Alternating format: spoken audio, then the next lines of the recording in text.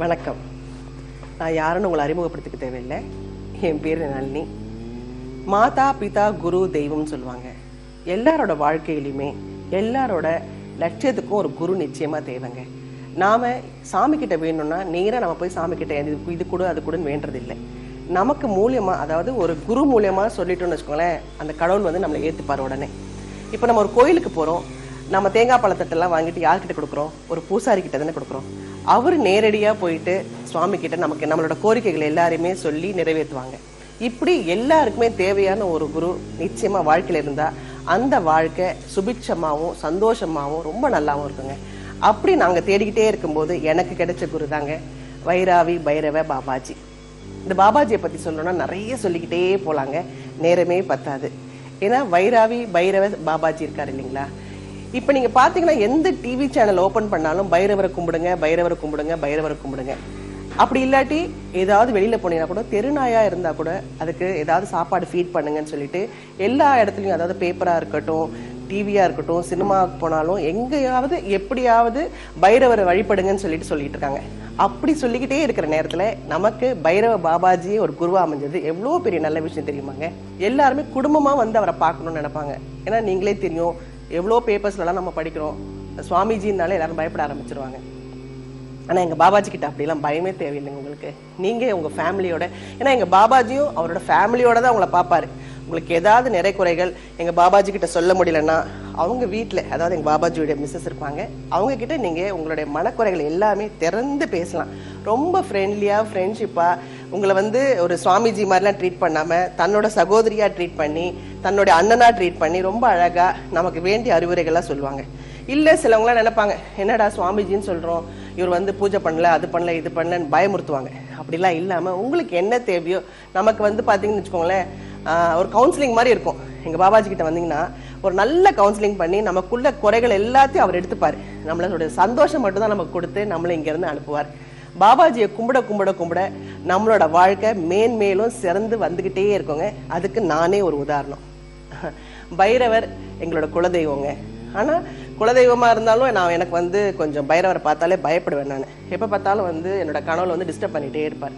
என்ன ஒரு பைரவர் தேடிக்கிட்டே இருக்கிறாரே, என்ன இவ்வளோ டிஸ்டர்ப் பண்ணுறாருன்னு பார்த்தா கடைசியில் எங்களோட பைரவ சுவாமியை வந்து இப்படி ஒரு பைரவர் பாபாஜியை குருவாக என் கண்ணில் காமிச்சாருங்க.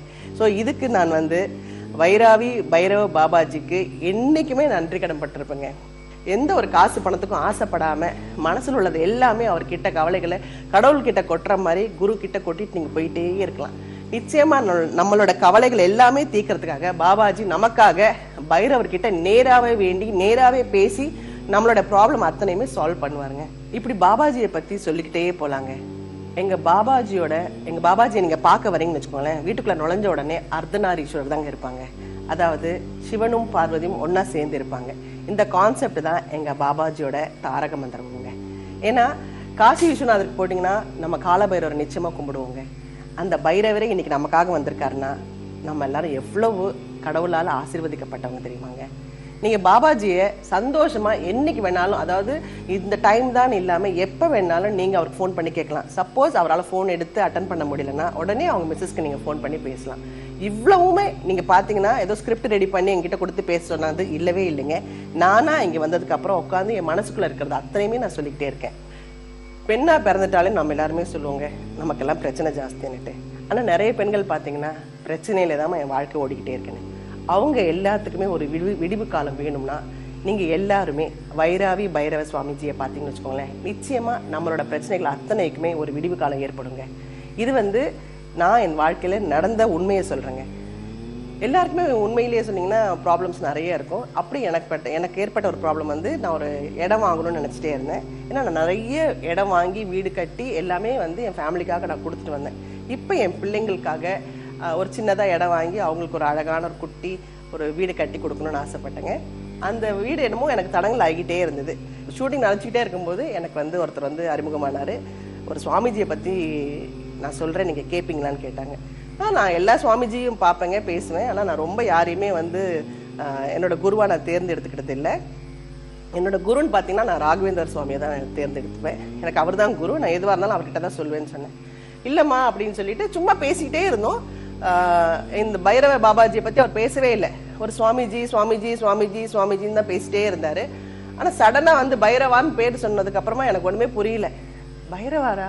அப்ப எங்க வீட்டுல இருக்கிற பைரவர் தான் உங்களை தூது விட்டுருக்காரு போல இருக்குன்னு சொல்லிட்டு நான் நேரா வந்து இங்க வைராவி பைரவ பாபாஜியை பார்த்துட்டேன். அவரோட லட்சணமும் தேஜஸும் அவர்கிட்ட இருந்த கலைகளும் எனக்கு உண்மையிலே வந்து ஆச்சரியப்பட வச்சது.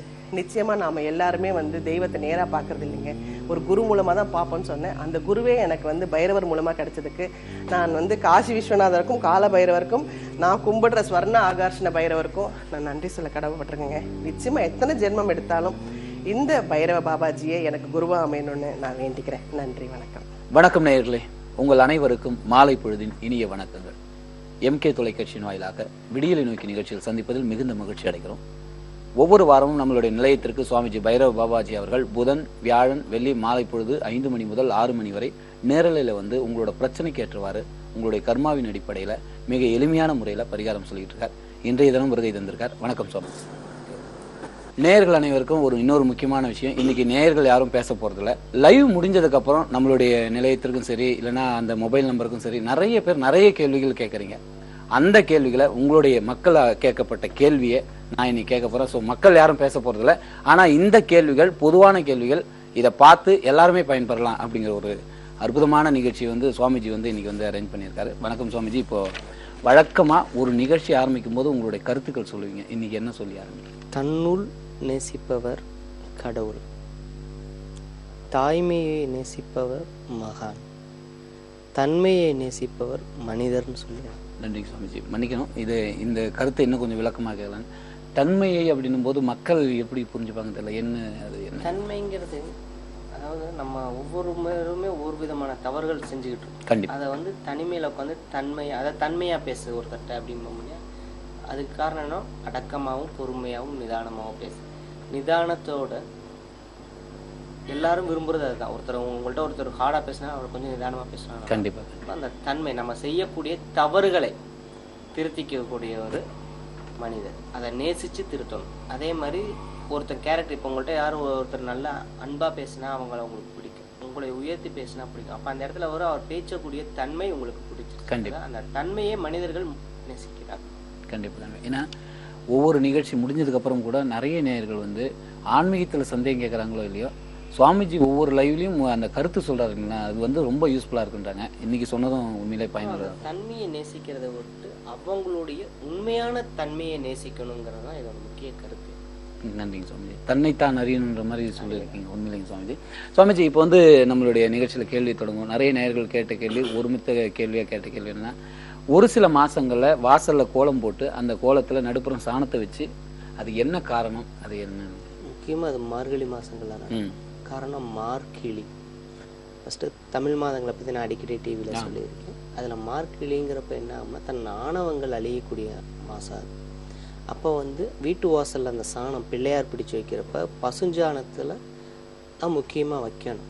அதுக்கு காரணம்னா பஞ்ச கவ்யம், அதாவது பாவம் போக்கக்கூடிய எல்லா புண்ணிய காரியங்கள்லையும் பசுஞ்சாணம், பசுங்கோமியம், பசுந்தயிர், பசு நெய், பசும்பால், இது 5ஐயும் கலந்து அதில் புண்ணிய சேத்திரத்துகளுடைய மந்திரங்கள், கங்கா, இதெல்லாம் ஆவாகனம் பண்ணி அங்கே புரோச்சனம் பண்ணுவாங்க. அது மூலம் என்ன ஆகுதுன்னா, அந்த வீட்டில் இருக்கக்கூடிய பாவங்கள், இது 5 விதமான பூதத்துக்கு உண்டான பாவங்கள் நிவர்த்தி அடைகிறதா ஐதீகம். அதாவது நெய் சேர்த்துறப்ப மகாலட்சுமியோ அந்த தர்த்திரியம் வெளியே போய் மகாலட்சுமி உள்ள வராங்க.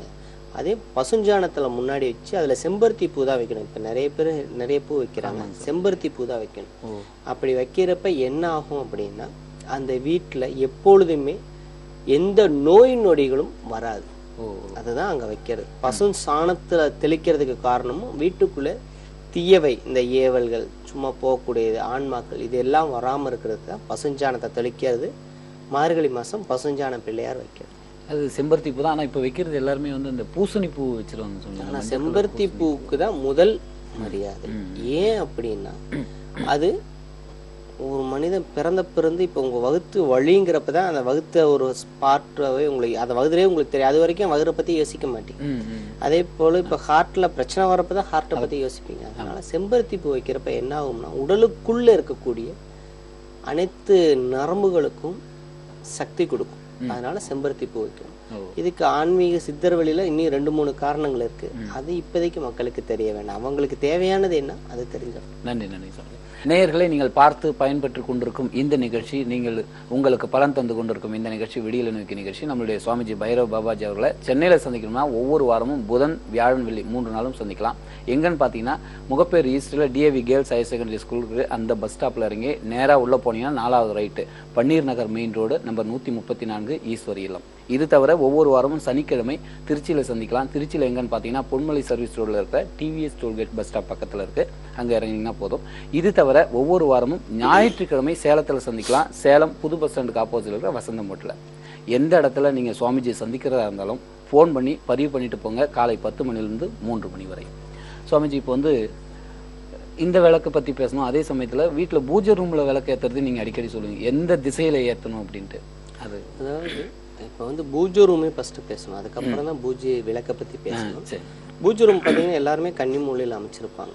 கிழக்க பார்த்து தான் 99% வீட்டில் வந்து பூஜை ரூம்னு பார்த்தீங்கன்னா கிழக்கு பகுதி தான்.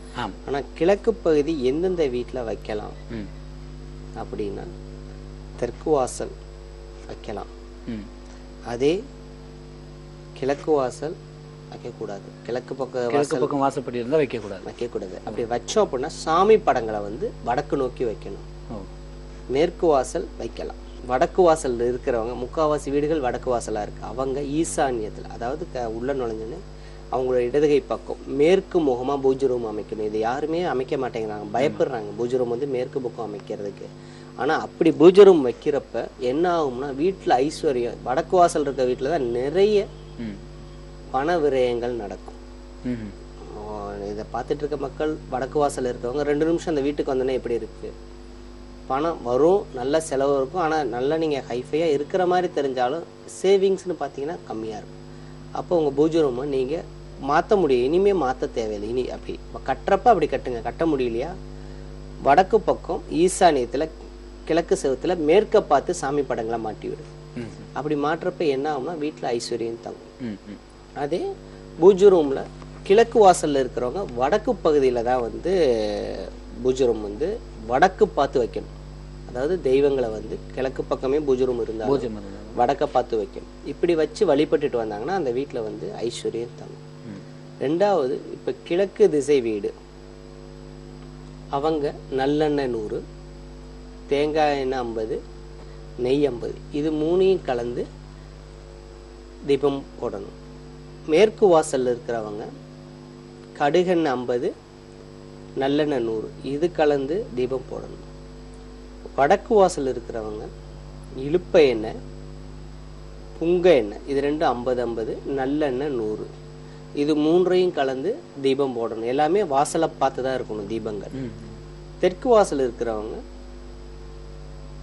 வேப்பெண்ணெய், விளக்கெண்ணெய், நல்லெண்ணெய் மட்டும் 100. ஏன் இது நல்லெண்ணெய் எல்லாம் 100ங்கிறப்ப எள்ளெண்ணெய், எள்ளுக்கு அதிபதி சனி. பஞ்சபூதத்துல பச்சை சாஸ்திரத்தை பார்க்குறப்ப எதற்கும் எந்த ஒரு செய்வனைக்கும் அடிப்படையாதது காகம்ங்கிற பட்சி. அப்ப அந்த காகத்துக்கு அதிபதியா இருக்கக்கூடிய சனீஸ்வரனும் அதுக்கு பிரீதமான எள், அதுல எண்ணெயில போறப்ப வீட்டுல இருக்கக்கூடிய கெடுதல்கள் விலகும். அப்படிங்கிறத அந்த நல்லெண்ணெயை நம்ம எல்லா தீபத்துக்கு எல்லா இடத்துலையும் பயன்படுத்துறதுக்கு முக்கிய காரணம். ஸோ அதனால எல்லா எண்ணெயிலையும் கூட கூட கொஞ்சம் இந்த நல்லெண்ணெயை சேர்த்துறப்ப நல்ல விளைவுகள் ஏற்படும். அதாவது இன்னைக்கு நீங்க நிகழ்ச்சியை பார்த்துக்கிட்டு இருக்கீங்க, உங்களுக்கு எந்த விதமான பிரச்சனையும் இருக்காது. ஏன்னா டிவி வால்யூம் நாங்கள் கம்மி பண்ண சொல்ல மாட்டோம். இது கையில பேப்பர் பேனை எடுத்து வச்சிங்க போதும். இன்னைக்கு சுவாமிஜி சொல்ற பரிகாரங்கள் எல்லாம் கண்டிப்பா நீங்க பண்றதுக்கு ஒன்றுனா பொதுவான பரிகாரம் தான் சொல்றாரு. ஸோ சரியான முறையில் நோட் பண்ணீங்க, அடிக்கடி கேட்டுட்டு இருக்கீங்கனால தான் இந்த மாதிரி ஒரு நிகழ்ச்சி. இப்போ சுவாமிஜி இப்போ வந்து விளக்கு ஏற்றுறது அது போல எந்த திசையை நோக்கின்னு சொல்லிட்டீங்க. மற்றபடி என்னன்னா பூஜை ரூமும் மாற்றி அமைக்கலாம்னு சொல்லியிருக்கீங்க.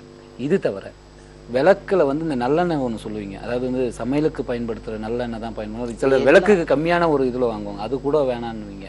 100% வேணாம். இப்போ வந்து சாப்பாட்டுக்கு வந்து நல்ல எண்ணெய் வாங்கி நல்லெண்ணெயா பயன்படுத்துறீங்க. தீபத்தை பார்த்தீங்கன்னா சில வீட்டு தீபத்துல பச்சையா வந்து சைடுல வந்து பச்சை பசிஞ்சிருக்கு. உங்க காமாட்சியம்மன் விளக்க பார்த்தீங்கன்னா பச்சையா இருக்கும் கழுவி. அதுக்கு காரணம் என்னன்னா நீங்க விளக்குக்குன்னு கேட்குறப்ப அது குவாலிட்டி கம்மியான எண்ணெயா இருக்கும். அப்படி குவாலிட்டி கம்மியான ஒரு எண்ணெயை போட்டு அந்த தெய்வத்தை கூப்பிடுறப்ப அங்கே அந்த தெய்வம் அதை ஏற்றுக்காது. அப்போ நீங்கள் விடிய விடிய விளக்கு ஏற்றி அந்த தெய்வத்தை கூப்பிட்டாலுமே உங்களுக்கு வந்து பலன் இருக்காது, மேலும் நெகட்டிவான பலன்களை தான் தரும். இன்னொரு காரணம், தீபம் ஏன் ஏற்றுறோம்னா, இப்போ தீபம் ஏறிறப்ப அதிலிருந்து ஏற்படக்கூடிய அந்த அக்னி, அந்த அக்னியில் வந்து இப்போ அதுலேருந்து அந்த காற்றை வந்து அது வந்து மாசுபட்டிருக்க காற்றை வந்து தூய்மைப்படுத்தும். ஒவ்வொரு திசைக்கு ஏற்ற மாதிரி எண்ணெயில் போகிறப்ப அந்த எண்ணெய் எரியிறப்ப அந்த காற்றை தூய்மைப்படுத்தும்.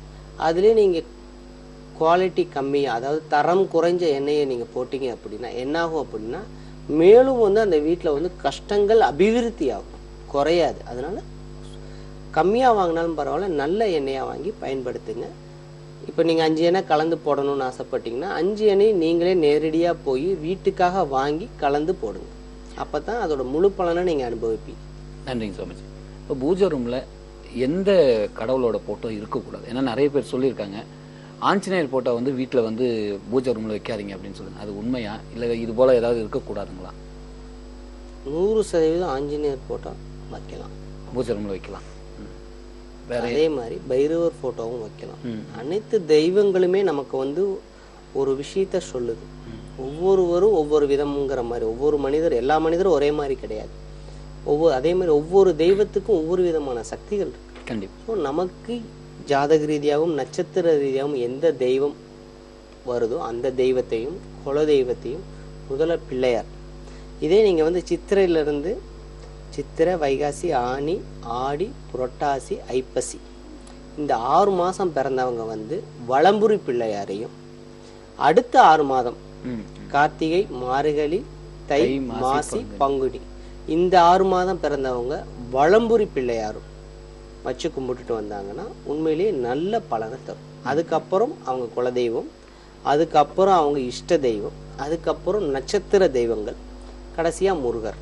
இதை வச்சு கும்பிட்டா அந்த வீட்டில் நல்ல ஐஸ்வர்யம் தலைக்கும். நன்றிங்க சார். அப்போ நீங்கள் சொன்ன மாதிரி எந்த கடவுள் வேணாலும் இருக்கலாம், பட் அந்த உடைஞ்சதோ ஏதோ அது மட்டும்தான் வைக்கக்கூடாது. அதை எடுத்து போகிறதுக்கு ஒரு முறை சொல்லுவீங்க. அதாவது படங்கள் செல்லரிச்சோ அதோட கண்ணாடி உடஞ்சோ இருக்கக்கூடாது. அப்படி வச்சா மேலும் வீட்டில் பிரச்சனைகள் வரும். 2வது, வீட்டில் நம்மளோட முன்னோர்கள் இறந்தவர்கள் ஃபோட்டோ இருந்துச்சுன்னா தெற்கு முகமாக தான் அதை மாட்டி விடணுமே தவிர கிழக்கு முகமாவோ இல்லை வேறு எந்த டைரக்ஷன்லையோ மாட்டினா மேலும் வீட்டில் கஷ்டங்கள், நோய்களும் தலைவிரிச்சு ஆடும். அப்படி நீங்கள் ஒரு படத்தை டிஸ்போஸ் பண்ணீங்க, இப்போ காலண்டரில் டெய்லி பூ போடுவீங்க, இந்த வருஷ காலண்டரில் டெய்லி அந்த வருஷம் முடிஞ்சோன்னே அந்த படத்தை தூக்கி போடுவீங்க. அது வரைக்கும் அதில் அந்த படத்தில் இருந்த தெய்வத்தை தெய்வமாக கும்பிடுவீங்க.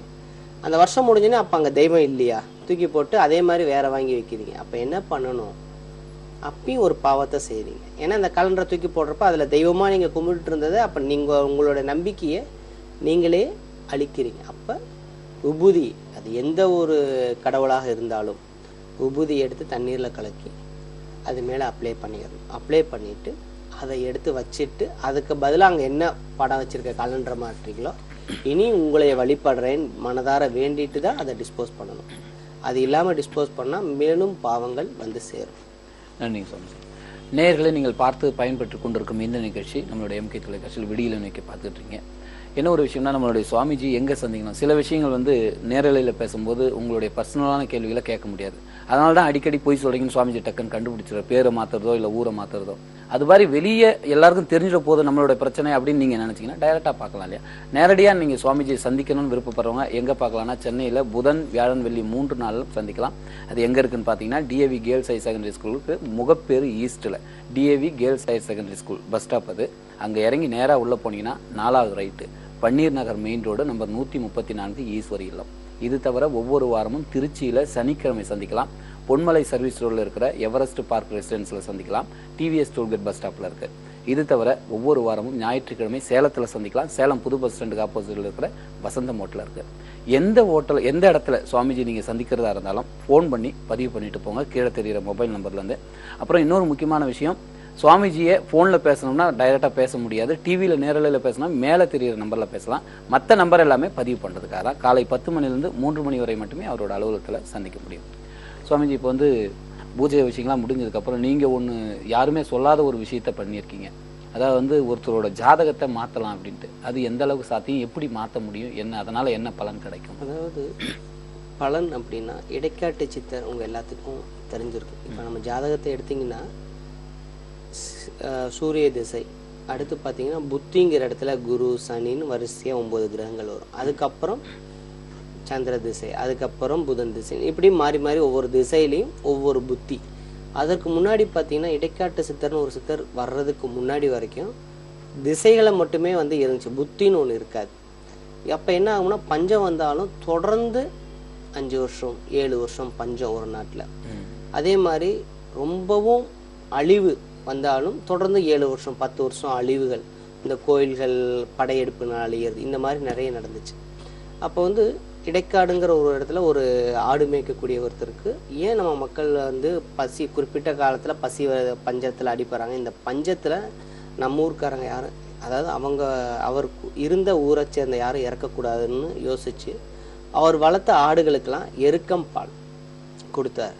இப்போ எல்லா கோயிலையும் பார்த்தீங்கன்னா மேலே கலசம் வச்சுருப்பாங்க, அந்த கலசத்துக்குள்ளே வரகுன்னு ஒன்று போடுவாங்க. அது என்னென்னா எக்காலத்துலேயும் அதுக்கு கடைசியாக ஒரு ஊமை சொல்கிறேன், வரகு போடுவாங்க. அந்த வரகை என்ன பண்ணார், அதாவது அந்த மண் சுவரில் மண்ணோட கலந்து களிமண்ணோட கலந்து அவரோட செவுத்தை வந்து பூசி வச்சுட்டார். இந்த பஞ்சம் வர்றப்ப ஏற்கனவே எருக்கம் பாலை குடித்த அந்த ஆடுகள் வந்து உடம்பு அரிக்கும். அப்போ வந்து அந்த செவுரில் வந்து தன்னோட உடம்பை தேய்க்கிறப்ப அது அவர் ஏற்கனவே மண்ணோடு சேர்த்து அந்த வரகை போட்டு வச்சுருந்தா அந்த வரகு பூரா கெட்டு போகாத வரகு எத்தனை வருஷம் வச்சாலும். அப்போ அந்த வரகை பூரா எடுத்து அதை சுத்தம் பண்ணி சாப்பிட்டுட்டு வந்தாங்க. இதை மேலேருந்து பார்த்த நவகிரகங்கள் எப்படி இந்த ஊரில் மட்டும் பசி பட்டினியால் ஒருத்தர் கூட சாகலை, இதை வந்து இவர் ஊரில் இருக்க எல்லாருக்கும் சொல்லி எல்லாரும் அதை மாதிரி பின்பற்ற ஆரம்பிச்சு அந்த ஊரில் வந்து அந்த வருடம் வந்து பசியாலேயோ பட்டினியாலேயோ யாரும் சாகலை. அப்போ இது எப்படி நடந்துச்சுன்னு கேட்குறப்ப இந்த இடைக்காட்டு சித்தரை பற்றி அவங்க கேள்விப்படுறாங்க. அப்போ அந்த நவகிரகங்கள் எல்லாருமே இறங்கி வந்து மனித ரூபில் அவரை போய் பார்க்க வர்றாங்க. அப்போ வந்திருக்கிறது நவகிரக நாயகர்கள்னு தெரிஞ்சுக்கிட்டு அவர் அமைதியாக எல்லாத்தையும் வரவேற்கிறாரு. அப்போ அவங்க கேட்குறாங்க, எப்படி உங்கள் ஊரில் மட்டும் நீங்கள் வந்து இந்த மாதிரி பஞ்சம் வராமல் பாதுகாத்தீங்கன்னு கேட்குறப்ப அவங்க எல்லாத்துக்கும் எருக்கம் பாலை எடுத்து கொடுக்குறாரு. எருக்கம் பாலை குடித்த உடனே நவகிரகங்கள் மனித ரூபத்தில் வந்த ஒரு காரணத்தினால உடனடியாக மயக்கம் போட்டு சாஞ்சிடுறாங்க. இவர் அவங்க மயக்கம் போட்ட காலத்தில் ஒவ்வொருவரையும் ஒவ்வொரு இடத்துல மாற்றி படுக்க வைக்கிறார். அப்படி படுக்க வைக்கிறப்ப என்ன ஆகுது அப்படின்னா அவங்க மயக்கம் தெளிஞ்சு எந்திரிக்கிறப்ப அவங்க எல்லாம் இடம் மாறி இருக்கிறாங்க. இடம் மாறி இருக்கிறாங்க. எந்திரிச்ச உடனே என்னங்கய்யா, இதைத்தான் நான் மக்களுக்கு கொடுத்தேன், இன்னைக்கு நல்லா வாழ்கிறாங்க அப்படின்னு உடனே அவங்க சரி உங்களுக்கு என்ன வரம் வேணும்னு சொல்லி அந்த சித்தரை பார்த்து அவங்க கேட்பாங்க. அப்போ அவர் சொல்லுவார், நான் எப்படி உங்களெல்லாம் நிற்க வச்சிருக்கணும், அதே போல் யாருடைய திசை நடந்தாலும் இந்தந்த புத்தியில இருந்து அவங்களோட கெடுதல் வந்தாலும் கொஞ்சம் கெடுதல் கொஞ்சம் நன்மை நடக்கணும்னு வேண்டிக்கிறாரு. உடனே நவகிரகமும் அந்தளோட ஆசையை கொடுத்துட்டு போனனால தான் இப்போ நம்ம கஷ்டம் வந்தாலும் இப்போ கண்டச்சனியே நடந்தாலும் நிறைய பேர் அடிப்படுறதில்ல. கண்டச்சனியில் நடக்கிறப்ப அத்தனை பேரும் இறக்குறதில்ல, ஏதோ ஒருத்தர் 2 பேருக்கு தான். மீதி 99 பேர் ஏதாச்சும் ஒரு பரிகாரம் பண்ணி தப்பிக்கிறதுக்கு வழிவகை அவர் செஞ்சார். இதே தான் கிருஷ்ணரும் பண்ணார். பஞ்சபாண்டவர்கள் போரில் தோக்கிறதுக்கு துரியோதனன் வந்து கேட்குறப்ப அவர் வந்து அமாவாசையில் பண்ணுனா இவங்க போரில் ஜெயிச்சிருவாங்கன்னு நாள் குறித்து கொடுத்துருவார். அதை மாற்றுறதுக்காக தர்ப்பணங்கள் முதல் நாளே கொடுக்குறப்ப சூரிய சிஞ்சர் இணைஞ்சு வருவாங்க. அதாவது அடுத்த நாள் வர வேண்டியவங்க முதல் நாள் வருவாங்க, என்ன கிருஷ்ணருக்கு வந்து தெரியாமல் பண்ணிட்டு வரோன்னு சொல்கிறதுக்கு. அப்போ இவர் சூசகமாக கேட்பார், இப்போ 2 பேரும் இணைஞ்சாத்தேல அமாவாசை, இன்றைக்கி நீங்கள் வந்துட்டீங்க, அதனால இன்றைக்கே இது அமாவாசை தான் அப்படின்னு. ஸோ நம்ம செய்யக்கூடிய பரிகாரங்கள், இதில் இன்னொரு விஷயம் நம்ம தெரிஞ்சுக்க வேண்டியது, நம்ம உள்ளன்போட செய்யக்கூடிய பரிகாரங்கள் மேலே இருக்கக்கூடிய நவகிரகங்கள் பார்த்துட்டு இருக்கு. அப்போ நம்ம செய்யக்கூடிய பரிகாரங்கள் சரியாக இருக்கிற பட்சத்தில் அதுக்கு உண்டான பலனை அவங்க கொடுப்பாங்க. ஸோ அப்போ ஜாதகம் மாற்றி அமைக்கிறதுனால கண்டிப்பாக வந்து அந்த ஜாதகத்தில் இருக்கக்கூடிய பிறக்கிறப்ப என்ன கிரகங்கள் பாவத்தோட பிறந்திருக்கோ, அந்த பாவத்தில் இவங்க பிறந்திருக்காங்களோ அந்த கிரகங்களோட பாவங்களை மட்டும் எடுத்துட்டோம் அப்படின்னா ஒரு ஹோமத்தை, இதை வந்து ஹோமத்தால் மட்டும்தான் முடியும். அந்த பாவத்தை எடுக்கிறப்ப என்ன ஆகும் அப்படின்னா அவங்கள ஒருத்தனை ரொம்ப ஏழ்மையில் இருக்கவனை குபேரனாக்கலாம், குபேரனா இருக்கக்கூடிய ஒருத்தரை வந்து கீழாக்கலாம். அதே சமயத்தில் இப்போ தொடர்ந்து வந்து எந்த பதவியுமே இல்லாத ஒருத்தருக்கு நல்ல பதவிகள் கொடுக்கலாம், இது முடியும். இப்போ ஒரு விசவாயு கசிஞ்சிச்சு எந்த இடத்துல, போபால், ஆமாம், எல்லாருக்குமே தெரிஞ்சிருக்கு. ஆனால் அந்த ஒரு வீட்டில் மட்டும், அந்த நகரத்தில் ஒரு வீட்டில் மட்டும் சிலர் இறக்காமல் இருந்தாங்க. காரணம் என்ன அப்படின்னா அந்த வீட்டில் ஹோமம் நடந்துட்டு இருந்துச்சு. அந்த ஹோம புகையினால அந்த விஷவாயுவோட தன்மை அந்த வீட்டுக்குள்ளே வரல. ஸோ அந்த வீட்டில் இருந்தவங்க மட்டும் உயிர் பிழைச்சாங்கங்கிறது உண்மை. நீங்கள் வந்து அதற்கு பேர் என்ன, கம்ப்யூட்டர் நெட்டில் பார்த்தீங்கன்னா கூட அது தெரியும். ஸோ நவகிரகங்கள் பாதிக்கப்பட்டவங்களுக்கு ஹோமத்து மூலமாக அந்த கர்மாவை எடுக்க முடியுங்கிறது இது ஒரு ஆதாரம். நன்றி நன்றி நன்றி சுவாமிஜி. நேயர்களை நீங்கள் பார்த்து பயன்பெற்று கொண்டிருக்கும், உங்களுக்கு பலனை தந்து கொண்டிருக்கும் இந்த நிகழ்ச்சி விடியலை நோக்கி நிகழ்ச்சி. இன்னைக்கு வந்து பார்த்தீங்கன்னா சுவாமிஜி சொல்லிட்டு இருக்கிறது எல்லாமே பொதுவான பரிகாரங்கள் தான், பொதுவான கருத்துக்கள் தான். நீங்கள் பார்க்குறவங்க எல்லாருக்குமே நிச்சயமாக பயனுள்ளதாக இருக்கும். ஒவ்வொரு நாளும், அதாவது வந்து இந்த நிகழ்ச்சியை பார்க்கும்போது ஒவ்வொரு டைமும் நீங்கள் நோட் பண்ணி வச்சுக்கிட்டு அதை எப்படி செய்யணுங்கிறதையும் தெளிவாக சொல்கிறாங்க, அதை பண்ணுங்கள். நீங்கள் சுவாமிஜி சென்னையில் சந்திக்கணும்னா ஒவ்வொரு வாரம் புதன் வியாழன் வெள்ளி 3 நாளும் சந்திக்கலாம். சென்னையில் எங்கன்னு பார்த்தீங்கன்னா முகப்பேர் ஈஸ்ட்டில் DAV girls higher secondary school இருக்குது. அந்த பஸ் ஸ்டாப்பில் இறங்கி நேராக உள்ளே போனீங்கன்னா 4வது right, Panneer Nagar main road, number 134 Eswari இல்லம். இது தவிர ஒவ்வொரு வாரமும் சனிக்கிழமை திருச்சியில் சந்திக்கலாம், பொன்மலை சர்வீஸ் ரோடில் இருக்கிற எவரெஸ்ட் பார்க் ரெசிடென்ஸில் டிவிஎஸ் டோல்கேட் பஸ் ஸ்டாப்பில். இது தவிர பிரத்யேகமாக ஞாயிற்றுக்கிழமை சேலத்தில் சந்திக்கலாம். சேலம் எங்கன்னு பார்த்தீங்கன்னா சேலத்தில் புது பஸ் ஸ்டாண்ட் இருக்கு இல்லைங்களா, அதுக்கு ஆப்போசிட்டில் இருக்கிற வசந்தம் ஹோட்டலில். எந்த இடத்துல சுவாமிஜி சந்திக்கிறதா இருந்தாலும் காலை 10 மணிலேருந்து 3 மணி வரை சந்திக்கலாம். கீழே தெரிகிற மொபைல் நம்பரில் பதிவு பண்ணிட்டு போங்க. ஒரு சின்ன பிரேக் எடுத்துட்டு திரும்பவும் சந்திக்கலாம். இது விடியலை நோக்கி. என்னடா இந்த பாட்டு இங்கே உட்காந்துருக்கு பார்க்குறீங்களா? பைரவா பாபாஜி வீட்டில் இருக்கேன். இப்போ எல்லா மனிதர்கள்ட்டையும் வந்து சக்தி இருக்காது, அது ஒரு சிலருக்கு தான் அந்த தெய்வ அம்சம் வந்து இருக்கும்.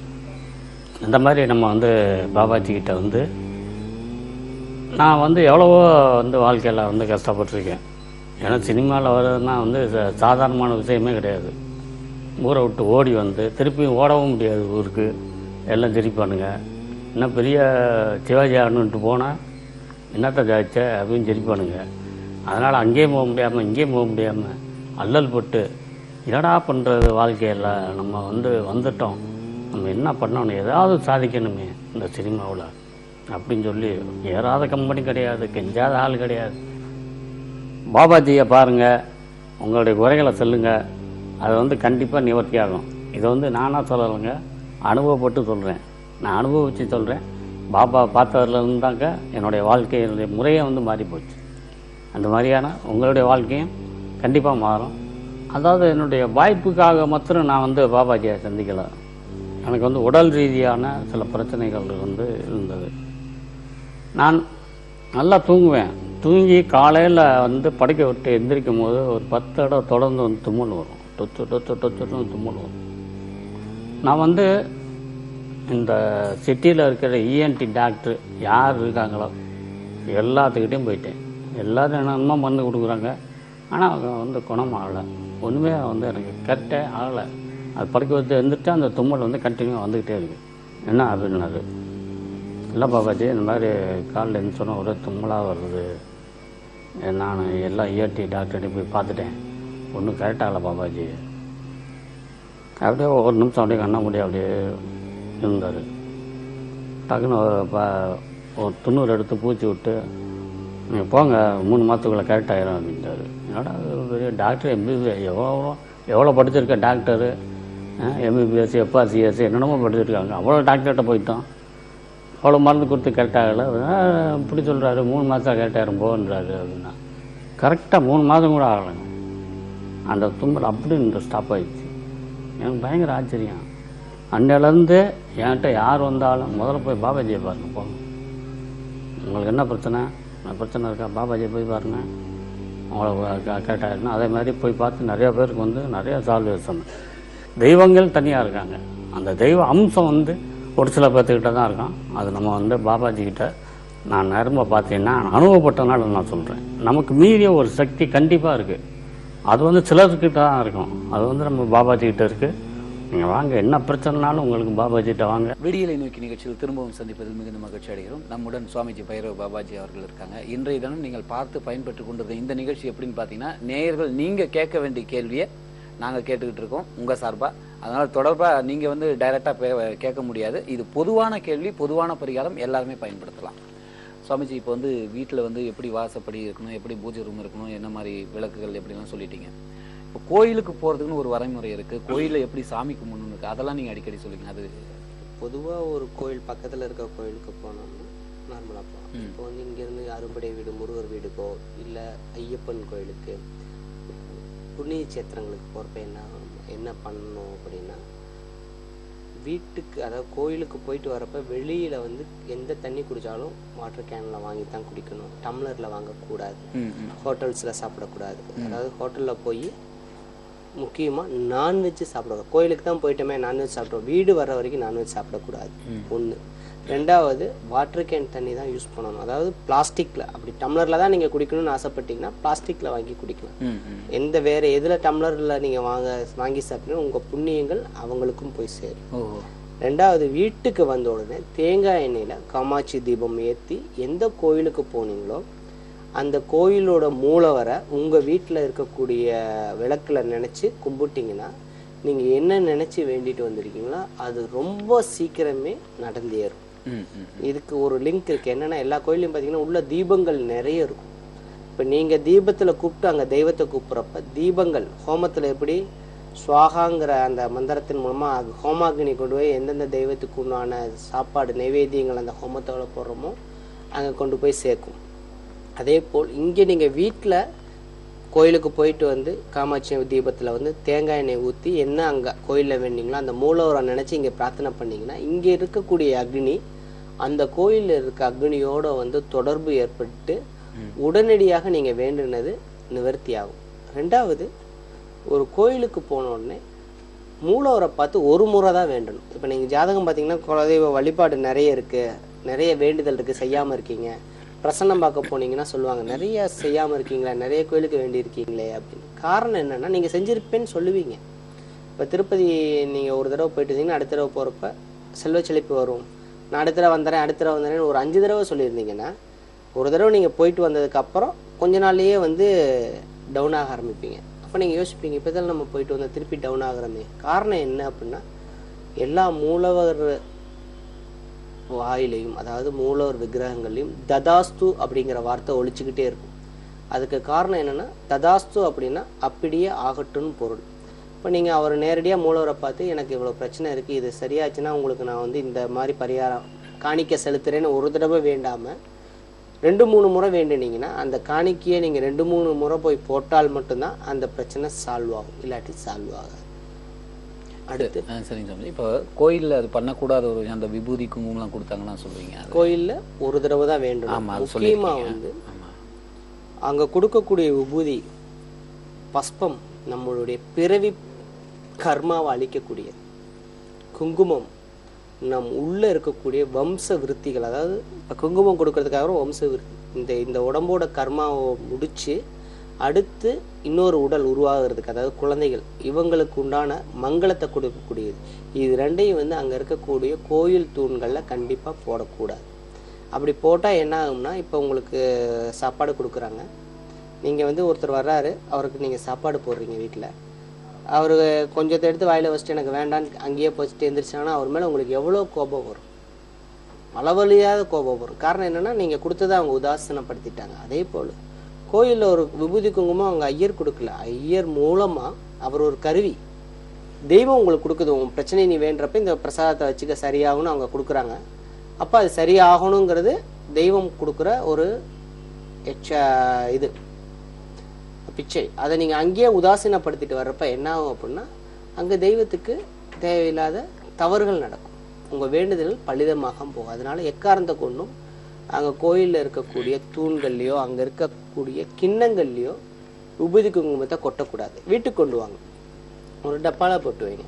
இப்போ நிறைய கோயில் விபூதிகள் வீட்டில் இருக்க, என்ன பண்ணுறதுன்னு நிறைய பேத்துக்கு தெரியாது. நிறைய கோயிலுக்கு போயிருப்பாங்க விபூதி, அதெல்லாம் என்ன பண்ணணும்னா ஒரு தண்ணியில் கலந்து வீட்டுக்குள்ளேயே வந்து எல்லா கோயில் நிறைய பிரசாதங்கள் இருந்துச்சுன்னா தண்ணியில் கலந்து வீட்டில் இருக்கக்கூடிய வேப்ப மரம், வில்வ மரம், துளசி, இது 3ல் தான் ஊற்றணும். தண்ணியில் கலந்து வெளியில் ஊற்றக்கூடாது. எந்த கோயிலோட விபூதி மிச்சம் இருந்தாலும் அது எந்த கோயிலும் தெரியாட்டி இந்த 3 இதில் ஊற்றுனீங்கன்னா உங்களுடைய பிரச்சனைகள் மேலும் பெருசாகாமல் உடனடியாக தீரும். நன்றி நன்றி. நேயர்களே, நீங்கள் பார்த்து பயன்பெற்று கொண்டிருக்கும் இந்த நிகழ்ச்சி விடியலை நோக்கி நிகழ்ச்சி.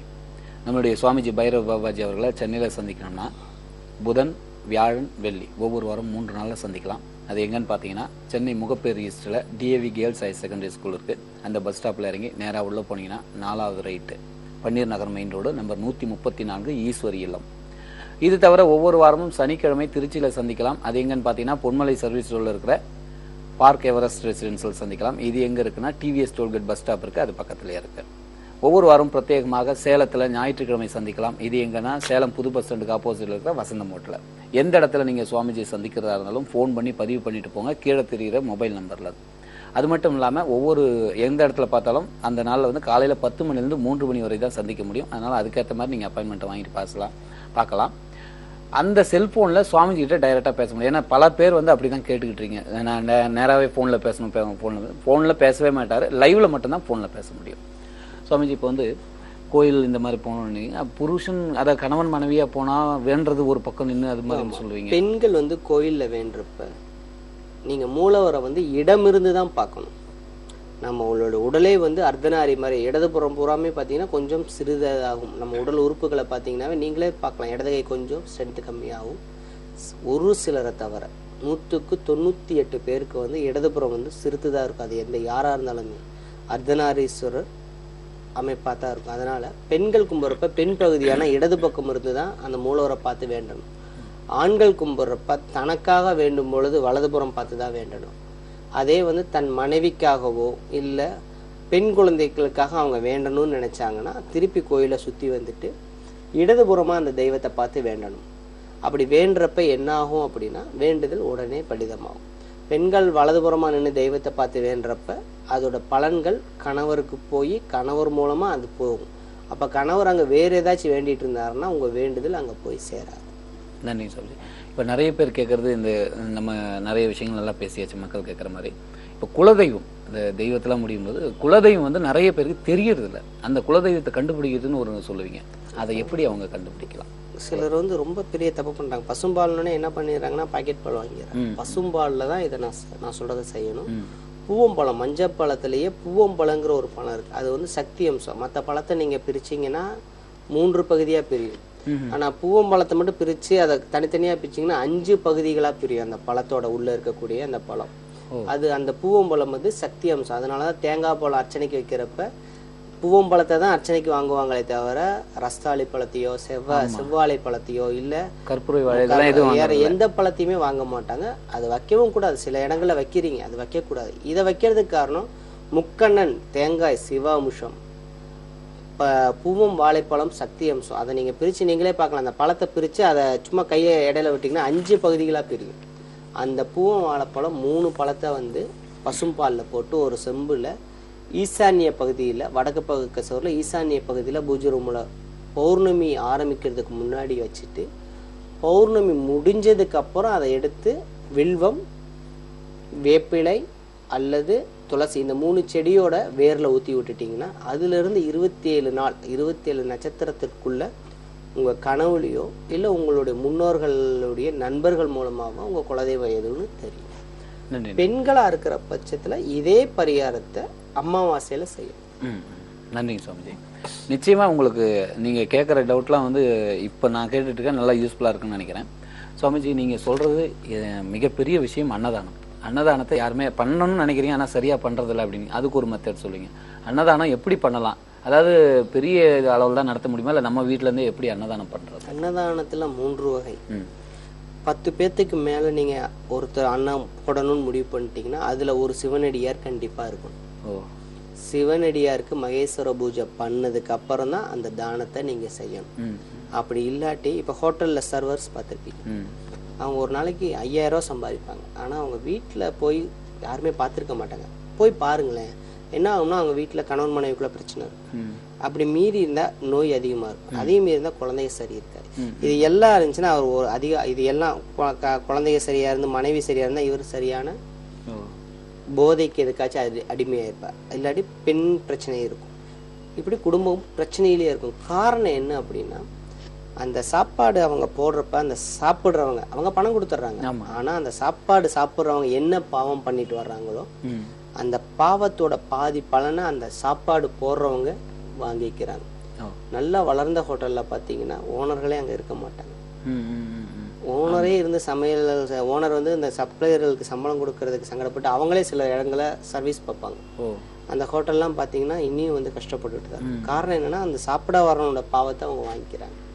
இதே மாதிரி தான் அன்னதானமும் போடுறப்ப முறையாக மகேஸ்வர பூஜை பண்ணி அந்த அடியாருக்கு வந்து வஸ்திர தானம், அன்னதானம், அது இல்லாமல் சொர்ணதானம், இது மூணையும் கொடுத்ததுக்கு அப்புறம்தான் அன்னதானத்தை அவங்க நடத்தணும். அப்படி நடத்தாமல் இவங்க வந்து மகேஸ்வர பூஜை அடியார் கிடைக்கலன்னு சொல்லி டைரெக்டாக அன்னதானம் போட்டாங்கன்னா உடனடியாக இது 3 தான் முக்கியம். அன்னத்தை போடுறப்ப அவனோட பாவங்களை வாங்குவாங்க. சொர்ணதானம் ஏன் கொடுக்க சொல்கிறேன்? சொர்ணதானம் காசு. அப்படி கொடுக்குறப்பன்னா எல்லாருமே அல்டிமேட்டாக ஓடுறது வந்து பணத்தை நோக்கி தான். அதனால ஏற்படக்கூடிய வந்து சாப்பிட்றவன் என்ன பிரச்சனைகள் இருக்கோ அந்த பிரச்சனையோட கர்மாவும் இவங்களை சேரும். 3வது வஸ்திரதானம். எப்படி கர்ணனுக்கு கவச குண்டலங்களோ அதை பிரிச்சோடனே அவர் உயிர் போச்சோ, நம்ம மனிதர்களுக்கு கவச குண்டலங்கிறது நம்ம போட்டிருக்கிற உடுப்பு தான். அதை அவுத்தோம்னா உடனே அது கூனி குறுகி போயிடும். அந்த வஸ்திரத்தை தானமாக கொடுக்குறப்ப நம்மளுடைய பேர் புகழ் மேலும் மேலும் உலகம் அதிகமாகும். அந்த 3ஐயும் செஞ்சுட்டு அன்னதானம் பண்ணாங்கன்னா அவங்க நல்லா இருப்பாங்க. இது அன்னதானம். இது எங்களால பண்ண முடியல, ஆனா நாங்க பண்ண நினைக்கிறோம், எங்கள்கிட்ட பணம் இல்லை, ஆனா எங்களுக்கு அன்னதானம் பண்ணணுங்கிற எண்ணம் இருக்கு. உடனே 100 ரூபாய் கொண்டு போய் அன்னதானத்துக்குன்னு எழுதாதீங்க.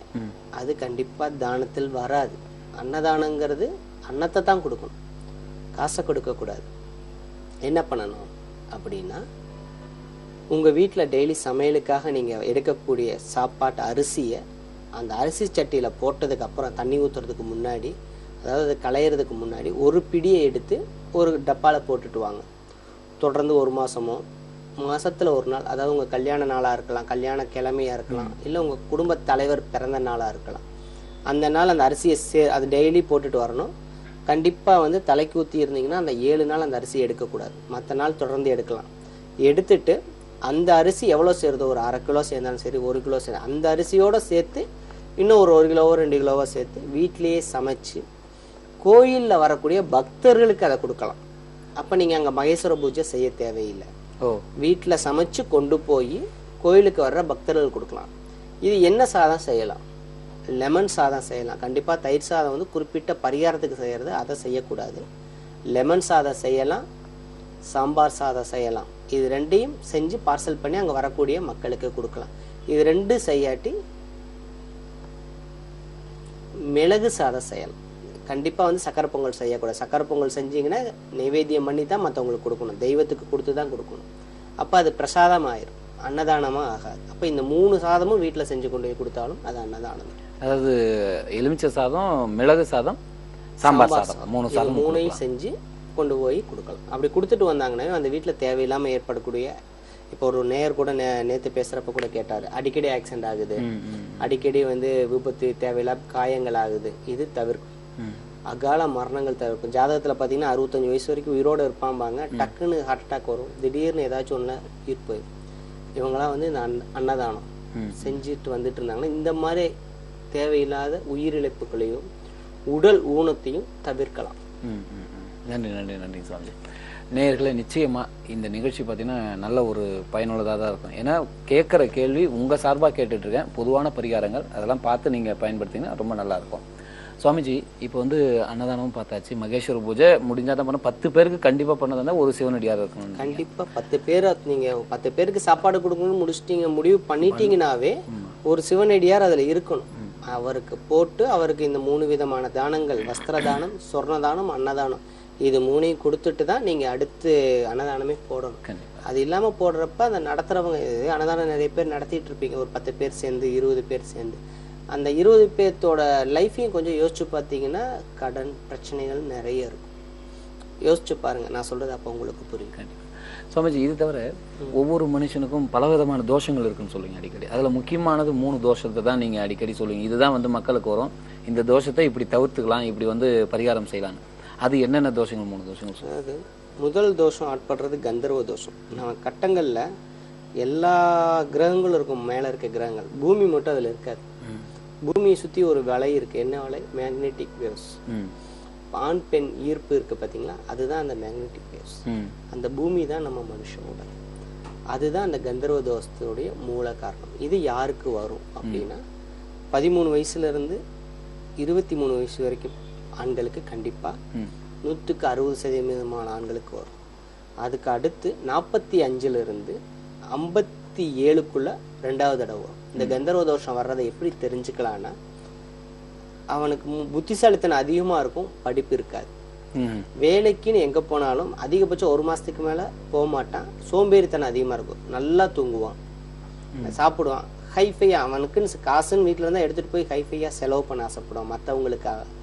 இது ஒரு ஸ்டேஜ் கண்டுபிடிக்கலாம். இன்னொன்னு, கல்யாணம் ஆகி அந்த பெண் கருவுற்று வளகாப்பு வர 7 மாதத்துக்குள்ள அவனுக்கு ஆக்சிடென்ட் ஆகும். அப்ப கருவில் இருக்கிறது பெண் குழந்தை, கண்டிப்பா அடிபடும். அப்படி இல்லாத பட்சத்துல குழந்தை பிறந்து 6 மாசத்துக்குள்ள அடிபடும். இதுவும் கந்தர்வ அறிகுறி. இது ரெண்டையும் தெரிஞ்சுக்கலாம். அது வரைக்கும் அவன் குழந்தை பிறக்கிற வரைக்கும் ராமரா இருப்பார், வேற எந்த பெண்ணையும் ஏறெடுத்துப்பார். குழந்தை பிறந்து ஒரு 4 மாசம் கழிச்சு பாத்தீங்கன்னா போற வர்ற பொங்கம்பளையெல்லாம் ஆசைப்படுவாரு, அவங்களெல்லாம் பார்ப்பாரு. அவர் மைண்டில் இது ஆண்களே அனலைஸ் பண்ணலாம், மைண்டில் எப்பயுமே செக்ஸுவல் தாட்ஸ் இருக்கும். இதுவும் கந்தர்வ தோஷம். இதுதான் குடும்பத்திற்கு முதல்ல பிரச்சனையை ஏற்படுத்தக்கூடிய தோஷம், ஒரு மனுஷனை பின்னுக்கு தள்ளக்கூடிய தோஷம். இந்த கந்தர்வ தோஷத்தை பொதுவா ஏதாவது பரிகாரம் செஞ்சு எல்லாருமே பயன்படுற மாதிரி இது பரிகாரம் இருக்குங்களா? பண்ணலாமா? இருக்கு, பண்ணலாம். என்ன பண்ணலாம்னா, இதை ஒருத்தர் நான் சொன்னதை ஒரு விளையாட்டா கூட ஒருத்தர் பேசியிருந்தாரு. எப்ப பார்த்தாலும் தேங்காயை பத்தியே சொல்றாரு, தேங்காயில அப்படி என்ன இருக்குன்னு. தேங்காயால முடியாது எதுவும் இல்லைங்கிறதுனாலதான் பூஜை பொருள் முக்கிய பொருளா தேங்காயை வச்சிருந்தாங்க. தேங்காய் 11 தேங்காயை எடுக்கணும், அதை மாலையா கோர்க்கணும். 10 தேங்காயில, அதாவது இங்கிட்டு இருக்கிற 5ல மஞ்சளும் இங்கிட்டு இருக்கிற 5ல விபூதியும் கலந்துட்டு கீழே இருக்கக்கூடிய தேங்காய் ஒரு தேங்காயில மட்டும் குங்குமம் தடவும். இதுல நான் சொன்ன மாதிரி முதல் சொல்லியிருந்தேன் இல்லையா, சித்திரை, வைகாசி, ஆனி, ஆடி, ஆவணி, புரட்டாசி, இதுல பிறந்தவங்க வலம்புரி பிள்ளையாருக்கும், அடுத்த 6 மாசம் பிறந்தவங்க இடம்புரி பிள்ளையாருக்கும் அவங்க பிறந்த நட்சத்திரத்துல போய் போட்டு அர்ச்சனை பண்ணிட்டு அன்னைக்கு ஒரு நாள் வரைக்கும் முழுவதும் உபவாசம் இருந்து சாயங்காலம் 6 மணி வரைக்கும் சாப்பிடாம இருந்து 6 மணிக்கு மேல பசும்பால் 1 டம்ளர் குடிச்சு இந்த விரதத்தை பூர்த்தி பண்ணாங்கன்னா இந்த கந்தர்வ தோஷம் அவங்கள விட்டு விலகும். நன்றி நன்றி சொல்லுங்க. அடுத்த தோஷம் என்ன? அடுத்து இந்திர சாபம். இந்திர சாபங்கிறது என்னன்னா, ஒருத்தனுக்கு வேலையே கிடைக்காது, எங்க போனாலும் தடை. அவன் சின்சியரா வேலை செஞ்சாலும் அதோட கிரெடிட்டை அவரோட மேலதிகாரி வாங்கிட்டு போயிடுவான். உண்மையா எல்லா இடத்துலயும் இருக்க பார்ப்பான், அவன் மனைவிட்ட உண்மையா இருக்க பார்ப்பான், அவன் வேலை செய்யற இடத்துல உண்மையா இருக்க பார்ப்பான், பேரண்ட்ஸ். ஆனா யாருமே அவனை நம்ப மாட்டாங்க. ஏதாச்சும் ஒரு இடத்துல அவன் தப்பு பண்ண அந்த தப்பவே பெருசாக்கியே தான் அவனை பேசுவாங்களே தவிர அவனை நம்ப மாட்டாங்க. ரொம்ப முக்கியம், அவருக்கு எங்க போனாலுமே வேலை நிலைக்காது. கெட்ட பேரோட வேலை நிப்பாட்டு, இல்லாட்டி கப்பம் கட்டிட்டு வேலையை நிப்பாட்டுவார். அதாவது தேவையில்லாம கெட்ட பேர்ல பணத்தை கட்டிட்டு வெளியே வரணும். இல்ல மாறிக்கிட்டே இருப்பாங்க, அதாவது மூவல் ஸ்டோன் மாதிரி ஓடிக்கிட்டே இருப்பாங்க, வேலை அடுத்த வேலை அடுத்த வேலை அடுத்த வேலை. இது இந்திர சாபம். இப்படி இருக்கிறவங்க முருகர் கோயில், அதாவது திருப்பரங்குன்றம் முதல் 6 மாசத்துக்கு, 2வது 6 மாசத்துக்கு பழனி, இங்க போய் முருகரை வழிபட்டுட்டு தேனு பன்னீர் வாங்கி கொடுத்துட்டு ஆம ரூபம் இருக்கக்கூடிய தகுடு வாங்கி தலையை 3 முறை சுத்தி, பக்கத்துல எந்த கோயிலா இருந்தாலும் அங்க உள்ள முருகர் கோயில் எல்லாத்துமே பக்கத்துல ஒரு குளம் இருக்கும், அந்த குளத்துல போட்டுட்டு வந்துட்டாங்கன்னா அவங்களுக்கு நல்லது. இது 2வது தோஷம். நேயர்களை நீங்கள் பார்த்து பயன்பெற்று கொண்டிருக்கும் இந்த நிகழ்ச்சி நம்மளுடைய எம்கே தொலைக்காட்சியில் விடியலை நோக்கி பார்த்துக்கிட்டு இருக்கீங்க. சுவாமிஜி இன்னைக்கு சொல்ற பரிகாரம் எல்லாம் பொதுவான பரிகாரமா சொல்லிட்டு இருக்காரு. கண்டிப்பாக உங்களுக்கு யூஸ்ஃபுல்லாக ரொம்ப நல்ல விதமாகவே இருக்கும்னு நினைக்கிறேன். நல்லா கையில் அதை முன்னாடியே சொல்லணும்னு நினச்சேன், ஏன்னா ஆல்ரெடி நீங்கள் எடுத்திருப்பீங்க, கையில் பேப்பர் பெண்ணை எடுத்து வச்சுருப்பீங்க, அது ஒரு பெரிய விஷயம். இப்போ என்னென்னா, சுவாமிஜி நேரில் சந்திக்கணும், நிறைய விஷயங்கள் தெளிவாக பேசணும், தெளிவாக உங்களோட பிரச்சனையை சொல்லி பரிகாரம் கேட்கணும்னா சென்னையில் ஒவ்வொரு வாரமும் புதன், வியாழன், வெள்ளி இந்த 3 நாள் சந்திக்கலாம். சென்னையில் எங்கன்னா முகப்பேர் ஈஸ்ட் இருக்குது, அங்கே டிஏவி கேர்ள்ஸ் ஹையர் செகண்டரி ஸ்கூலுக்கு அந்த பஸ் ஸ்டாப்பில் இறங்கி நேராக உள்ளே போனீங்கன்னா 4வது right, Panneer Nagar main road, number 134, Eswari இல்லம். இது தவிர ஒவ்வொரு வாரமும் சனிக்கிழமை திருச்சியில் சந்திக்கலாம். இது எங்கே இருக்குன்னு பார்த்தீங்கன்னா, பொன்மலை சர்வீஸ் ரோடில் இருக்கிற தி பார்க் எவரெஸ்ட் ரெசிடென்சியில் சந்திக்கலாம். டிவிஎஸ் டோல்கேட் பஸ் ஸ்டாப்பில் இருக்குது, அந்த பஸ் ஸ்டாப்பில் இறங்கினீங்கன்னா பக்கத்தில் தான் இருக்கும். இது தவிர ஒவ்வொரு வாரம் பிரத்யேகமாக ஞாயிற்றுக்கிழமை சேலத்தில் சந்திக்கலாம். சேலம் புது பஸ் ஸ்டாண்டுக்கு ஆப்போசிட்டில் இருக்கிற வசந்த மோட்டில். இந்த 3 இடத்துல சந்திக்கிறதா இருந்தாலும் நீங்கள் கீழே தெரியிற மொபைல் நம்பரில் ஃபோன் பண்ணி பதிவு பண்ணிவிட்டு போங்க. காலையில் 10 மணிலேருந்து 3 மணி வரை சுவாமிஜி அவரோட அலுவலகத்தில் சந்திக்கலாம். நேரலையில் நீங்கள் பேசும்போது ஆல்ரெடி உங்களுக்கு தெரியும், பிரச்சனையை தெளிவாக சொல்லுங்கள், யாரும் பொய் சொல்லி கேட்காதீங்க. அடிக்கடி சுவாமி சொல்கிறது பொய் சொல்லி பேர் மாற்றி சொல்கிறதோ இல்லை ஊர் மாற்றி சொல்கிறதோ அதெல்லாம் சொல்லுவார். இப்போ 3வது தோஷம் மிகப்பெரிய தோஷம்னு சொல்லுவீங்க அடிக்கடி, பிரம்மச்சேத தோஷம். அதாவது கிரக தோஷங்களே இல்லாமல் கோயில்களில் போய் பரிகார ஸ்தலங்களை பரிகாரம் பண்ணுறது. முதல்ல பரிகாரம் சனீஸ்வரன் திருநள்ளாறு கோயிலில் போய் திருநள்ளாறு முக்கியமாக பார்த்தீங்கன்னா சனீஸ்வரனுக்கு தான் பிரசித்தி பெற்றது. ஆனால் அங்கே சூரியனும் இருக்கார்.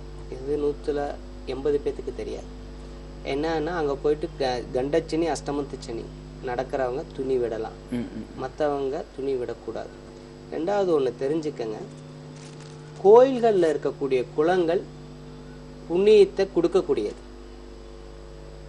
ஆற்றுல குளிக்கிறப்ப துணி விடலாம், ஆறு அடிச்சுட்டு போகும், அப்போ உங்கள் பாவங்கள் அடிச்சுட்டு போகும். ஒரு குளத்துல பொதுவாக கோயில் குளங்கள் நம்ம ஏன் கோயில்களுக்கு பக்கத்துல குளங்கள் வெட்டினாங்கிறத ஃபஸ்ட்டு தெரிஞ்சுக்கங்க. குளத்துல குளிச்சா புண்ணியம், அந்த கோயில் ஸ்தலத்துக்கு வந்த புண்ணியம் கிடைக்கும். அப்போ அந்த புண்ணியங்கிற கிடைச்ச உடனே நீங்கள் அங்கே துணியை விட்டீங்கன்னா அந்த புண்ணியத்தை நீங்கள் அங்கேயே விடுறதா ஐதீகம். இப்போ உங்களுக்கு தெரிஞ்ச நல்ல பண்டிதர் யார்கிட்ட வேணாலும் கேளுங்க, கோயிலில் இருக்க குளங்கள் எதற்காகனா புண்ணியத்திற்காக. எல்லா பழங்கால கோயில்லையும் பார்த்தீங்கன்னா குளம் இருக்கும். அந்த கோயில் குளத்தில் அவன் குளிச்சானா அவன் தோஷம் தீர்ந்து புண்ணியம் கிடைக்கட்டுங்கிறதுக்காக. ஆனால் இப்போ அந்த புண்ணியத்தை நீங்கள் அங்கேயே விட்டுட்டு வந்தீங்க அப்படின்னா உங்களுக்கு நல்லது நடக்குமா? நடக்காது. ஸோ பிரச்சனையே இல்லாதப்போ அங்கே போய் விட்டுட்டு வரக்கூடாது துணியை. அதே மாதிரி ஆறு இப்போ ஐயப்ப பக்தர்கள் பார்த்தீங்கன்னா பம்பையில் குளிக்கிறப்ப கண்டிப்பாக துணி விடணும், விடாமல் யாரும் வரக்கூடாது. காரணம் என்ன, உன் பாவங்களை அதை அடிச்சுட்டு போகும். ஆற்றுல துணி விடலாம், அது எந்த ஆறாக கூட இருக்கலாம். உங்கள் வீட்டுக்கு பக்கத்தில் ஓடிட்டு இருக்க ஆறில் கூட போய் குளிச்சுட்டு துணியை விட்டுட்டு வந்தீங்கன்னா உங்கள் பாவங்கள் படிப்படியாக குறைஞ்சிக்கும். ஸோ இப்படி செய்யறப்ப கர்ணனுக்கு எப்படி கவச குண்டலம் போன உயிர் போச்சோ அதே போல் நம்மளுக்கு கிடைக்கக்கூடிய நம்ம உடம்புக்கு கவச குண்டலமாக இருக்கக்கூடிய துணிகளை பிரச்சனைகள் இல்லாமல் குளங்களில் கழட்டி விடக்கூடாது. ஒன்று முக்கியமாக திருநள்ளாறு இந்த மாதிரி புண்ணிய சேத்திரங்கள் பரிகார சேத்திரங்களில் போய் நமக்கு எந்த ஒரு சனி, இப்போ நண்பர் ஒருத்தருக்கு கண்டச்சனி நடக்குது அவர் போகிறாரு, அவருக்கு சனி தசை நடக்குது அவர் போகிறாரு, கூட நீங்கள் போயிருக்கீங்க, உங்கள் குடும்பத்தில் ஒருத்தருக்கு இருக்குது, குடும்பமே போய் அங்கே துணியை விட்டீங்கன்னா குடும்ப தலைவராக இருக்கிறப்ப அவருக்கு ஆக்சிடெண்ட், தொழிலில் நஷ்டம், நிம்மதி இல்லாத தனம், பண இழப்புகள், நண்பர்களை நம்பி பணம் இழக்கிறது, இது 6 மாத காலத்துக்குள்ளே கண்டிப்பாக நடக்கும். யார் யார் போயிருக்கீங்களோ யோசிச்சு பாருங்க. நடக்காட்டி என்னை லைவ்லேயே வந்து கேட்கலாம் எனக்கு நடக்கலை அப்படின்னு. அடுத்து பெண்களாக இருக்கிற பட்சத்தில் தேவையில்லாத, அதாவது கணவர் வந்து ராமராகவே இருப்பார், ஆனால் திடீர்னு அவர் மேலே நமக்கு சந்தேகம் வரும், இவர் அந்த பொம்பளைட்டு நல்லா பேசுகிறாரே, அவர் பெண் தொடர்பு இருக்குமா? ஸோ இந்த சந்தேகத்தை வெளியும் கேட்க முடியாமல் அவங்கள்ட்ட தேவையில்லாதுக்கெல்லாம் அப்புறம் எமோஷன் ஆகி சண்டை போட்டு உங்கள் நிம்மதியை ஃபஸ்ட்டு இழப்பீங்க. தேவையில்லாத பெண் சினைகளோட சாவகாசம் ஏற்பட்டு உங்களோட நகை பணத்தை இழப்பீங்க. அவங்க நீங்கள் தப்பே பண்ணாட்டி அவங்க ஏதாச்சும் ஒரு தப்பு பண்ணியிருப்பாங்க, திடீர்னு உங்கள் ஃப்ரெண்டாக ஆகியிருப்பாங்க, அவங்கனால உங்கள் பேரும் கெடும். தேவையில்லாத அவப்பெயர், குடும்பத்தை விட்டு பிரியக்கூடிய கணவன் ஒற்றுமையாக இருக்கானுமே டக்குன்னு பிரிஞ்சு டைவர்ஸில் வந்து நிற்பாங்க. இது நடக்கும். இது எல்லா சேத்திரத்தில் இருக்கக்கூடிய குளங்கள்லேயும் வந்து பிரச்சனை இல்லாமலும் துணியை குளிச்சுட்டு வரலாமே தவிர துணியை விட்டால் இந்த தோஷத்துக்கு ஆளாகலாம், இதை மாற்ற முடியாது. ஸோ முக்கியமாக இந்த 3 தோஷங்கள் இன்னும் நிறைய இருக்கு, ஆனால் இது 3 தான் மக்கள் தெரிஞ்சு இது பண்ண மக்களை வந்து தொடர்ந்து பிரச்சனைகளுக்குள்ள உலட்டிக்கிட்டே இருக்கு. மேலும் மேலும் அவங்களுடைய சந்தோஷங்களையும் அவங்களுடைய திருப்தி இல்லாத ஒரு நிலையும் உருவாக்கக்கூடியது இந்த 3 தோஷங்கள். கண்டிப்பாக மக்கள் நிறைய பெரிதும் கேட்குற கேள்வி, நீங்கள் அடிக்கடி சொல்கிறத சரியான முறையில் அவங்க ஃபாலோ பண்ணாத ஒரு விஷயம் இருக்குது, ஆனால் லைவ் முடிஞ்சதுக்கப்புறம் அதை பற்றி கேட்கணும், அதை பற்றி சொன்னார் நோட் பண்ணுறது என்னென்னா, நிறைய பேர் 100க்கு 50% பேர் இப்போ வந்து எந்த விதமான உடல் ரீதியாக எந்த பிரச்சனையும் இல்லை, பல டெஸ்ட் எடுத்து பார்த்தும் குழந்தை தங்கும் இல்லை டக்குன்னு அந்த மாதிரி இதில் இருக்கும்போது நீங்கள் ஒன்று அடிக்கடி சொல்லுவீங்க, பொதுவாக இது மாதிரி இருக்கவங்க வந்து இந்த பெட்ரூம் வாசலில் ஏதோ ஒன்று சொல்லுவீங்க குழந்தை தங்கம். அதாவது இது எப்படி தெரிஞ்சுக்கலான்னா, பீரியட்ஸ் ஆகிறதுக்கு முதல் நாள் வந்து அவங்களுக்கு பயம் வரும், டக்குன்னு உடம்பு உலுக்கி தலைக்கு ஊற்றுவாங்க, இல்லை நைட்டு வந்து பயமுறுத்துகிற மாதிரி கனவுகள் வரும். இது முதல்ல வந்து பயந்து தலைக்கு ஊற்றுவாங்க, ரெண்டாவது நைட்டு கனவுகள் தவறாக வரும், மூணாவது அவங்க வீட்டில் ஏதாச்சும் அவங்க உடம்புலேயே ஏதாச்சும் ஒன்று அமுத்துற மாதிரி இருக்கும். இது 3ஆவதாக கொஞ்சம் டேஞ்சர். இருக்க 2க்கும் என்ன பண்ணலான்னா, இந்த டக்குன்னு பயந்து பீரியட் ஆகுறவங்க வாசலில் வந்து லெமன் கட் பண்ணி வைக்கலாம், எதுவும் பூசாமல். வாசல்னது வாசக்கால் தலைவாசல், அதாவது பீரியட் ஆகுறதுக்கு இப்போ மந்த்லி இவங்க 20னா அடுத்த 5 நாளைக்கு அவங்களுக்கு தெரியும், அந்த டேட்டுக்கு 7 நாளுக்கு முன்னாடி இருந்தே இதை வச்சுட்டு வரணும். டெய்லி சாயங்காலம் 6 மணிக்கு வச்சிடணும், காலையில் எடுத்து போட்டணும், டெய்லி ஒரு பழம். அடுத்து நைட்டில் கனவுகள் வந்து கனவுகளாக ரொம்ப யாரோ துரத்துறமா இந்த மாதிரி கனவுகள் வந்து தலைக்கு ஊத்துறவங்க குங்குமத்தை தடவி வைக்கணும். 3ஆவது தன்னை ஏதோ அமுத்துற மாதிரி இருக்கிறவங்க தடியின் காயும் வாங்கி வைக்கணும்.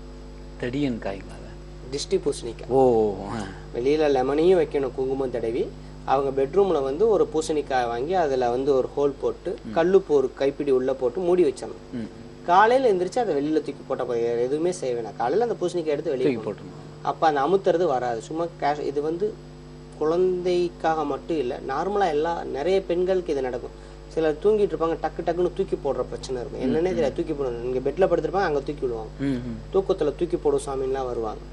அவங்க இந்த பரிகாரத்தை பண்ணலாம். வெளியில வந்து ஒரு லெமனை வச்சுட்டு உள்ள வந்து ஒரு பூசணிக்காய் நடுவில் கட் பண்ணி எடுத்துட்டு கல்லுப்பு ஒரு பிடி உள்ள போட்டு மூடி வச்சிடணும். அவங்க படுத்திருக்கிற காலோரத்துல கால் கிட்ட தான் இருக்கணும் இது. அப்ப அடுத்த நாள் காலையில எடுத்து அதை தூக்கி போறப்ப அந்த பிரச்சனை அவங்கள விட்டு போயிடும். மேக்சிமம் தூக்கி போறது ரோட்ல போடாம ஓடுற தண்ணி, ஓடக்கூடிய தண்ணி, இல்லாட்டி கடல், இதுல போட்டாங்கன்னா அந்த வேற யாருக்கும் அது போய் சேராம இருக்கும். இன்னும் ஏகப்பட்ட கேள்விகள் இருக்கு. மக்கள் கேட்டது கடன் பிரச்சனை தீர்றதுக்கு, தொழில் முன்னேறதுக்கு, வீடை எப்படி அமைக்கலாம், நிறைய கேள்விகள் இருக்கு. ஆனா உங்ககிட்ட பேசணும்னா அவங்களோட கேள்வியே 2-3 மணி நேரம் கூட பேசலாம். ஆனா இன்றைய தினம் நிறைவு செய்ய வேண்டிய தருவாயில இருக்கும். திரும்ப சந்திக்கலாம் சுவாமிஜி. நேயர்களே, நிச்சயமா இந்த நிகழ்ச்சி வந்து உங்களுக்கு நல்ல ஒரு பலனை தந்திருக்கும்னு நினைக்கிறேன். சுவாமிஜி நீங்க சென்னையில சந்திக்கணும்னா ஒவ்வொரு வாரமும் புதன் வியாழன் வெள்ளியில சந்திக்கலாம். அது எங்கன்னு பாத்தீங்கன்னா சென்னை முகப்பேர் ஈஸ்ட்ல DAV girls higher secondary bus stop, அந்த ஸ்கூல் பஸ் ஸ்டாப் இருக்கு. அதுல இறங்கி நேரா உள்ள போனீங்கன்னா 4வது right Panneer Nagar main road number 134 Eswari இல்லம். இது தவிர ஒவ்வொரு வாரமும் திருச்சியில பொன்மலை சர்வீஸ் ரோட்ல இருக்கிற எவரெஸ்ட் பார்க் ரெசிடென்ஸ் சந்திக்கலாம். டிவிஎஸ் டோல்கேட் பஸ் ஸ்டாப்ல இருக்கு. ஒவ்வொரு வாரம் பிரத்யேகமாக சேலத்துல ஞாயிற்றுக்கிழமை சந்திக்கலாம். அது எங்கன்னு பாத்தீங்கன்னா சேலம் புது பஸ் ஸ்டாண்டுக்கு ஆப்போசிட்ல இருக்கிற வசந்தம் ஹோட்டல். எந்த இடத்துல சந்திக்கிறதாலும் ஃபோன் பண்ணி பதிவு பண்ணிட்டு போங்க. காலை 10 மணிலிருந்து 3 மணி வரை. திரும்பவும் சந்திக்கலாம் சுவாமிஜி. நன்றி.